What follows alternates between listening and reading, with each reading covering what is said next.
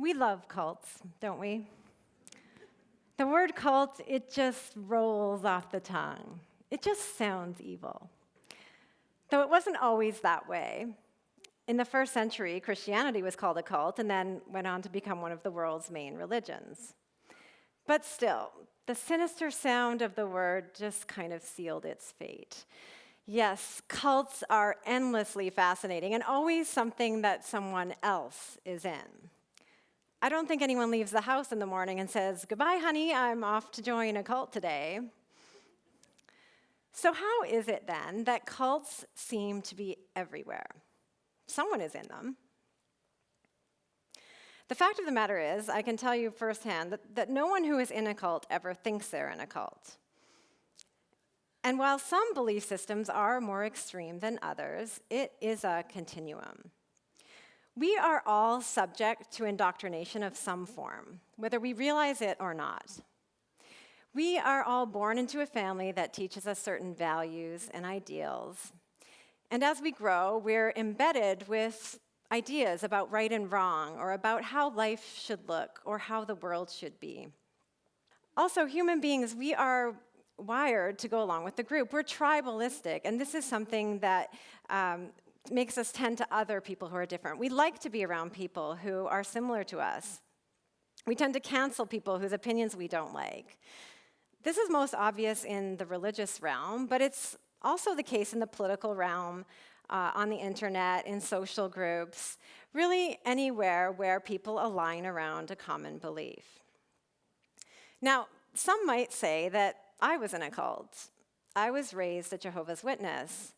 But if you had asked me back then whether I was brainwashed when I believed that all of you were going to die at Armageddon any day now, and I would be saved by God, I would have said, no way. Or if you had thought that it was crazy that I would have refused a blood transfusion rather than save my life if it came to that, I would have said that you just don't understand. No, I didn't think that I was in a cult. I just thought that I had the true religion. In fact, I was so sure that I had the truth that I moved to Mainland China to be a missionary. I wanted to teach other people this truth. I spent years learning Mandarin so that I could bring this message to China, where they hadn't heard the truth before. My intentions were good, I thought. I wanted to save them from dying at Armageddon, like all of you. Ironically, it was in China that I ended up finding a bit of freedom for the first time. And I realized that this probably should have been the first sign that something was up, because most people, when they get to China, do not feel more free. But it was different for me, because back home in my community, my life revolved around my religion. It was a very insular community, and we all believed the same things. We were busy with our preaching work and our meetings. In China, all of this was different, because my religion was illegal in China, and that meant it couldn't operate in the same way. So what this effectively meant was that for the first time in my life, I had some physical space from my community, but the byproduct was I also had some mental space from this constant indoctrination and the teachings that told me what I believed.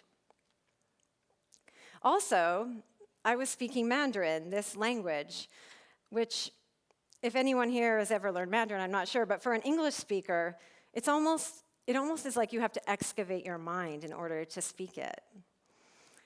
As I sat there across from my Chinese Bible students, teaching them these things that I had held as lifelong truths, it started to sound like it was as if I was hearing them for the first time in this new language. And to be honest, some of them sounded kind of crazy. Venturing outside my community caused me to see things in different ways, in a new light. Things I had believed my whole life were true suddenly didn't add up. Truths that I had held dear slowly started to even feel wrong. I had a crisis of faith, and my life turned upside down. It wasn't easy to leave the Jehovah's Witnesses. We were taught that leaving is a worse sin than even murder or child abuse. It was the one sin God would not forgive. Also, it wasn't easy to change my life. I had only ever been a Jehovah's Witness. I hadn't done anything else. My husband was a Jehovah's Witness elder. I had only ever preached. I didn't go to college. I didn't have any kind of career to fall back on. You don't do these things when you think the world is ending.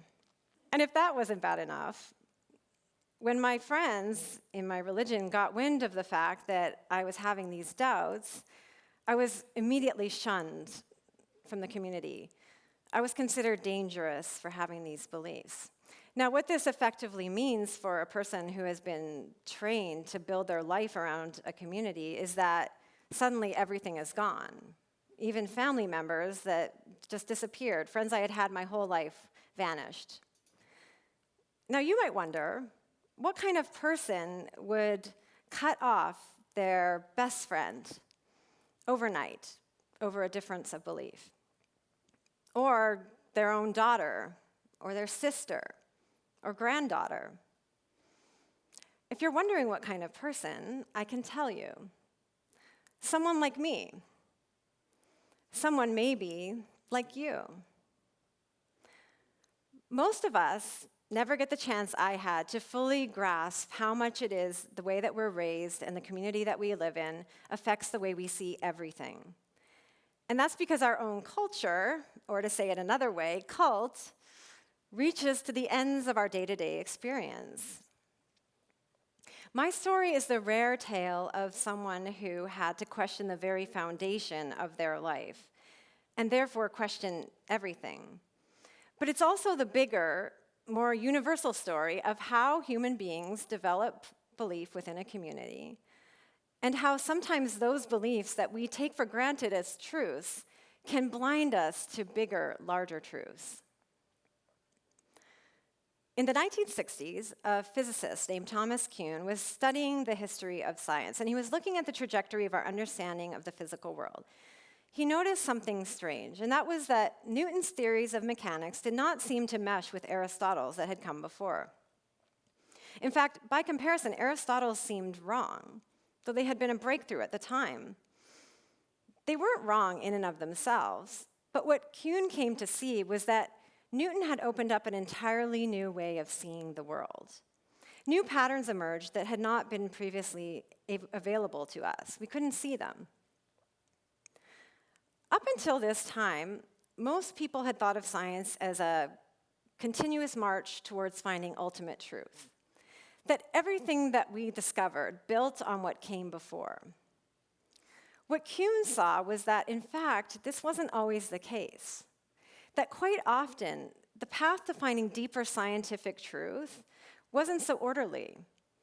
In fact, it required changing how we saw what we thought we knew. And that could sometimes be a very messy process.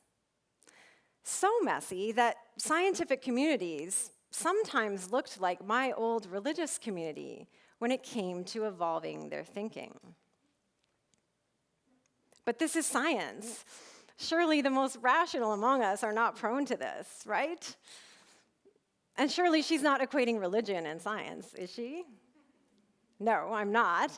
But we are all prone to this. Kuhn observed that two scientists could see the same event occur, and because they were proponents of radically different theories, conclude entirely different things. They tended to discover what they expected to discover. It was the same for me in my religion. I saw evidence it was true everywhere I looked. This is because our interpretation of the world determines what we see. But that wasn't the only thing. There's another parallel. Kuhn saw something in science that I saw in my religion too, and that was that an accepted theory could answer all of the questions asked of it. It could add up. It could seem to have integrity and still be fundamentally flawed, wrong. And therefore, the answers it gave were wrong too. My old religion answered all of my disturbing questions of life. Really, any question you have that disturbs you, I think this religion could answer. Why are we here? Why do we die? What is the purpose of life? Everything. But as I had come to learn, the premise was flawed, and therefore so were those answers. They were meaningless. The first time that I came across Kuhn and read about these steps that took place on the road to scientific discovery, I was stunned. Because point by point, step by step, they mirrored what had happened in my community and with me when I had changed my thinking, when I had had this personal revolution of sorts. You see, this is not just the story of scientists or religious people. This is the story of human beings. We are wired to go along with the group. When we believe something, it is really difficult for us to see what things we're not seeing. In the 17th century, Galileo was tried and died under house arrest for supporting the theory that the earth revolved around the sun. A little while later, in the 1800s, a Hungarian doctor raised the idea that if physicians washed their hands in the hospital between seeing patients, fewer people would die. He ended up disgraced and in a mental institution. These people were right. Nearly everyone around them was wrong. What understandings do we hold now that could be wrong? Before a scientific breakthrough occurs, there's always a crisis in the field. Experiments give results that don't add up with existing theories, or internal contradictions are found in those theories. There's upheaval in the community. There's pushback. Proponents of new theories are often ridiculed and ostracized. My exit from my religion and the aftermath was not easy. It was really hard to be the one to speak up. It was embarrassing to realize that I had been wrong my whole life. Questioning truths is not easy for any of us. And it is also not easy for those around us who share those same beliefs. I remember one time after I left my religion, I went to a cafe and I ran into my now ex-husband, the elder. And he didn't talk to me because he's not allowed to talk to me. I'm an apostate. But he did text me. And what he said was, "Your eyes looked like the eyes of a dead person." It wasn't easy to be seen this way by the people I had loved or had shared my life with. But it didn't bother me as much as you might think. And not only because he was my ex-husband, but also because I no longer saw the world as I once had. Kuhn said that whenever a scientific breakthrough occurred and an old way of seeing was replaced by a new way of seeing, the world itself seemed to change. We learned that the planets did revolve around the sun. The world changed. When I held the beliefs of my old religion, I saw the terrible world that I had been taught to see. It was full of terrible people who would hurt you and didn't care, worldly people. I saw earthquakes and food shortages, all signs of the apocalypse. I saw a God who cared only about a few of us and was going to kill all the rest. When my thinking changed, the world changed. This world I encountered now was full of really good and kind and loving people. I saw disasters, yes, earthquakes, but I also saw people who were going to help others during these disasters, risking their own lives. I saw a world that had problems, but had people using their lives to try to solve these problems. This new world that I discovered it had pain and suffering, but it was also so full of love and goodness and beauty. So, can we trust all of our beliefs about the world? Our truths feel comfortable. Could that be making some of them feel more true than they actually are? If each of us stepped outside of our community, our peer group, our age group, our political party, our country, what new beliefs might we hold? What ways of seeing could we change that could in turn change the world? Thank you.